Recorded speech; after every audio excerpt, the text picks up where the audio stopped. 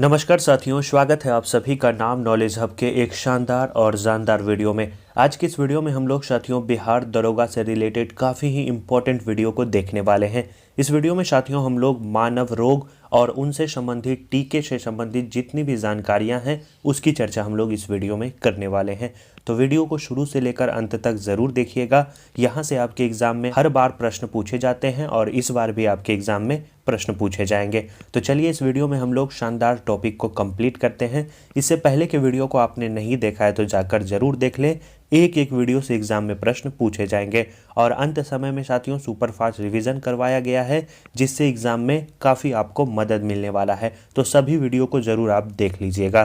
तो चलिए इस वीडियो में हम लोग इसे कंप्लीट करते हैं। सबसे पहले खनिज की कमी से होने वाले रोग की हम लोग चर्चा करते हैं। जैसे एग्जाम में पूछा जाता है कि तांबा की कमी से कौन सा रोग होता है, कैल्शियम की कमी से कौन सा रोग होता है, लोहा की कमी से कौन सा रोग होता है। तो इस प्रकार के प्रश्न आपके एग्जाम में देखने को मिलते हैं। सबसे पहले हम लोग बात करते हैं सोडियम। सोडियम की कमी से जो रोग होता है साथियों, निम्न रुधिर चाप होता है। पेशियों की ऐंठन जो है सोडियम की कमी से देखने को मिलती है। मैग्नीशियम की कमी से भूख में कमी, इसके बाद मितली, इसके बाद मानसिक तनाव, ये सभी जो है मैग्नीशियम की कमी से देखने को मिलती है। लोहा की कमी से एनीमिया रोग देखने को मिलती है। आयोडीन की कमी से आपको पता है घेघा रोग देखने को मिलता है। और फास्फोरस की कमी से अस्थियों का कमज़ोर होना। याद रखना है, पूछा जाता है कि अस्थियों का कमज़ोर होना किस खनिज की कमी से होने वाला रोग है, तो याद रखना है फास्फोरस। इसके बाद कैल्शियम की कमी से अस्थि रोग, टिटेनी, ये सभी जो है कैल्शियम की कमी से देखने को मिलती है। पोटेशियम की कमी से निम्न रक्तचाप और याद रखना है निम्न रुधिर चाप सोडियम की कमी से। जस्ता की कमी से भूख में कमी देखने को मिलती है। कुंठित वृद्धि देखने को मिलती है जस्ता की कमी से। और तांबा की कमी से रुधिर क्षीणता, संयोजिक ऊतक की दुर्बलता जो है तांबा की कमी से देखने को मिलती है। जो सबसे ज़्यादा एग्जाम में पूछा जाता है वो साथियों पूछा जाता है मैग्नीशियम पूछा जाता है, आयोडीन पूछा जाता है, लोहा पूछा जाता है और कैल्शियम पूछा जाता है। ये चार इंपॉर्टेंट है जिसके बारे में काफ़ी बार एग्जाम में पूछा जाता है। तो कैल्शियम की कमी से अस्थि रोग और टिटेनी, मैग्नीशियम की कमी से मोस्ट इम्पॉर्टेंट भूख में कमी, मानसिक तनाव याद रखेंगे, लोहा की कमी से एनीमिया और आयोडीन की कमी से घेंघा रोग देखने को मिलती है। तो ये साथियों इम्पोर्टेंट खनिज और उनके कमी से होने वाले रोग हैं। अब हम लोग चर्चा करते हैं जीवाणु से होने वाले रोग। जीवाणु से होने वाले जितने भी रोग हैं सभी को साथियों यहाँ पे दिया गया है। इसके अलावा आपको जीवाणु में कुछ नहीं पढ़ना है, एक क्वेश्चन पूछे ही जाएंगे। तो चलिए हम लोग इसे देखते हैं। और प्रभावित अंग से भी पूछे जाते हैं, जैसे प्लेग से कौन सा अंग जो है प्रभावित होता है, निमोनिया जो बीमारी है उससे कौन सा अंग प्रभावित होता है। सबसे पहला है साथियों टिटनस। टिटनस का जो वाहक जीवाणु है ये साथियों आपको याद नहीं करना है, ये नहीं पूछा जाता है। टिटनस जो है जीवाणु की कमी से होता है। टिटनस से पूछा जाएगा कौन सा अंग प्रभावित होता है, तो याद रखना है तंत्रिका तंत्र। इसके बाद हम लोग बात करें टाइफाइड। टाइफाइड का जो वाहक जीवाणु है इसे आपको याद रखना है, ये पूछा गया क्वेश्चन है। तो साल्मोनेला टॉल्फी जो है टिटनस का वाहक जीवाणु है, इससे शरीर में आंत प्रभावित होता है, याद रखना है। इसके बाद बात करें हैजा। हैजा की बात करें तो हैजा में भी आंत प्रभावित होता है, जीवाणु जनित रोग है। इसके बाद क्षय रोग। क्षय रोग के वाहक जीवाणु के बारे में पूछा जाता है, तो याद रखना है माइकोबैक्टीरियम ट्यूबोकुलोसिस, याद रखना है ये क्षय रोग का जीवाणु वाहक है। इसके बाद इसमें जो प्रभावित अंग होता है वो होता है फेफड़ा। निमोनिया की बात करें तो फेफड़ा प्रभावित होता है। प्लेग की बात करें तो फेफड़ा इसमें भी प्रभावित होता है। डिप्थीरिया की बात करें तो श्वास नली प्रभावित होता है। काली खांसी की बात करें तो श्वसन तंत्र प्रभावित होता है। इसके बाद है साथियों कोढ़।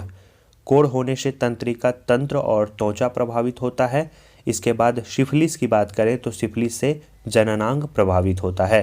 तो ये थे साथियों जीवाणु जनित रोग। फिर से हम लोग देख लेते हैं, पूछा जाएगा इनमें से कौन सा रोग जीवाणु जनित रोग है या इनमें से कौन सा रोग जीवाणु जनित रोग नहीं है। तो याद रखना है टिटनस है, टाइफाइड है, हैजा है, क्षय रोग है, निमोनिया है, प्लेग है, डिप्थीरिया है, काली खांसी है, कोढ़ है और सिफिलिस है। इसका ट्रिक भी होता है साथियों डीप सीटी का कुटनी है, ये ट्रिक के माध्यम से भी आप याद कर सकते हैं। और साथियों वीडियो को रिवाइज करेंगे तो आप आसानी से प्रश्न का उत्तर दे पाएंगे। जो इम्पोर्टेंट है उसमें आपको बता देते हैं। टाइफाइड है, काफ़ी बार पूछा जाता है, तो याद रखना है टाइफाइड का जो वाहक जीवाणु है वो साल्मोनेला टाइफी है, इससे आंत प्रभावित होता है और यह आपको याद रखना है जीवाणु जनित रोग है। इसके बाद बात करें हम लोग डिप्थीरिया। डिप्थीरिया की बात करें तो डिप्थीरिया में श्वास नली प्रभावित होता है, जीवाणु जनित रोग है। इसके बाद आपको जो याद रखना है क्षय रोग। क्षय रोग मोस्ट इम्पॉर्टेंट है। माइकोबैक्टीरियम ट्यूबरकुलोसिस जो है वाहक जीवाणु है जिससे फेफड़ा प्रभावित होता है। तो ये जीवाणु जनित रोग है। आशा करते हैं समझ गए होंगे। इसके बाद बात करते हैं विषाणु जनित रोग। विषाणु जनित रोग में सबसे जो ज़्यादा इम्पॉर्टेंट है वो है साथियों एड्स। एड्स में याद रखना है प्रतिरक्षा तंत्र प्रभावित होता है। पोलियो की बात करें तो पोलियो में गला, रीढ़ एवं तंत्रिका तंत्र प्रभावित होता है। इन्फ्लुएंजा की बात करें तो श्वसन मार्ग प्रभावित होता है। चेचक की बात करें तो चेचक में आपको वाहक जीवाणु भी याद रखना है, वेरियोला विषाणु चेचक में याद रखना है वाहक जीवाणु है और संपूर्ण शरीर त्वचा जो है इसमें प्रभावित होता है। इसके बाद चिकन पॉक्स की बात करें तो इसका भी जो वाहक विषाणु है वो है वेरिशेला विषाणु, इसमें भी साथियों पूरा शरीर प्रभावित होता है। इसके बाद है खसरा। खसरा में पूरा शरीर इसमें भी प्रभावित होता है। रेबीज़ की बात करें तो रेबीज़ में तंत्रिका तंत्र प्रभावित होता है। हर्पीज़ की बात करें तो हर्पीज़ में त्वचा प्रभावित होता है और हेपेटाइटिस बी में याद रखना है यकृत प्रभावित होता है। हेपेटाइटिस बी में कौन सा अंग प्रभावित होता है तो याद रखना है यकृत। VVI लगा लेंगे, पूछा गया क्वेश्चन है। तो ये साथियों विषाणु जनित रोग हैं जो इम्पोर्टेंट है। उसमें एड्स आप याद रखेंगे, इसके बाद आप चेचक याद रखेंगे, इसके बाद रेबीज़ याद रखेंगे और हेपेटाइटिस बी याद रखेंगे। ये 4 इम्पोर्टेंट है जो विषाणु जनित होने वाले रोग है।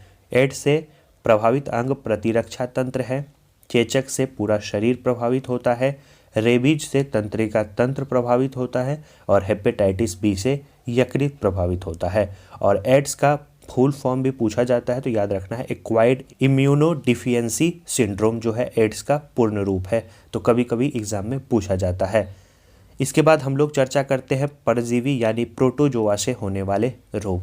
प्रोटोजोआ से जो होने वाले रोग हैं जिसमें जो मोस्ट इम्पॉर्टेंट है वो है मलेरिया। इसका जो वाहक जीवाणु है वो है प्लाज्मोडियम और इसमें प्रभावित होता है आपका RBC और प्लीहा। इसके बाद बात करें पायरिया। पायरिया में जो प्रभावित अंग है वो मसूड़ा है। निंद्रा रोग की बात करें तो मस्तिष्क इसमें प्रभावित होता है। इसके बाद है साथियों पेचिस। पेचिस में याद रखना है आंत प्रभावित होता है।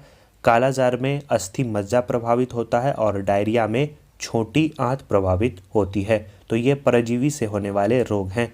जो मोस्ट इम्पॉर्टेंट है वो टॉप 3 आप याद रखिएगा, मलेरिया, पायरिया और निंद्रा रोग। ये तीनों जो हैं प्रोटोजोआ यानी परजीवी से होने वाले रोग हैं। और प्रभावित अंग मलेरिया का RBC और प्लीहा है, पायरिया का मसूड़ा है और निंद्रा रोग का मस्तिष्क है। तो ये साथियों परजीवी जनित रोग हैं। अब हम लोग चर्चा करते हैं फुफंद यानी फंगस जनित रोग। फंगस जनित रोग की बात करें तो फंगस जनित रोग में सबसे पहला जो है वो है दमा। दमा याद रखेंगे। इसके बाद दूसरा है एथलीट फूड, तीसरा है साथियों गंजापन और चौथा है दाद याद रखना है। और ये साथियों फुफंद जो है ये शरीर में कहीं भी हो सकता है, तो इसलिए इसमें प्रभावित अंग डिफाइंड नहीं किया गया है। तो फुफंद जनित रोग में याद रखेंगे फिर से दमा है, एथलीट फुट है, पूछा गया क्वेश्चन है एथलीट फुट जो है वो किससे होता है तो याद रखना है फुफंद जनित रोग है। गंजापन है और दाद है। गंजापन आपको पता है बाल में होता है और साथियों दाद है। तो ये फुफंद जनित रोग है। और अब हम लोग चर्चा करते हैं टीके के बारे में। रोग और टीके जैसे डिप्थीरिया, काली खांसी और टिटनस के लिए DPT का टीका लगाया जाता है। पूछा गया क्वेश्चन है कि इनमें से किस रोग के उपचार के लिए DPT का टीका लगाया जाता है तो याद रखना है डिप्थीरिया, काली खांसी और टिटनस। इसके बाद डिप्थीरिया और टिटनस के लिए आपको याद रखना है TT का भी टीका लगाया जाता है। कुत्ता काटने पे याद रखना है रेबीज का टीका लगाया जाता है। इसके बाद TB के लिए BCG का टीका लगाया जाता है। पोलियो के लिए OPV लगाया जाता है और चेचक के लिए चेचक का टीका लगाया जाता है। तो ये साथियों रोग से संबंधित टीके हुए। अब हम लोग चर्चा लास्ट में कर लेते हैं कुछ एक इम्पॉर्टेंट फैक्ट्स की जिससे एग्जाम में प्रश्न देखने को मिलते हैं। तो चलिए ध्यानपूर्वक इसे सुनिएगा।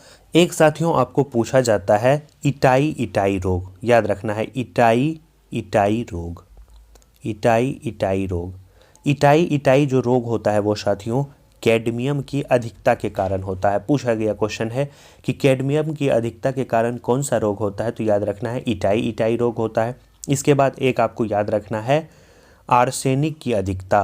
आर्सेनिक की अधिकता के कारण, अगर पेन और पेपर है तो जरूर इसे लिख लीजिए क्योंकि एग्जाम में प्रश्न पूछा जाता है।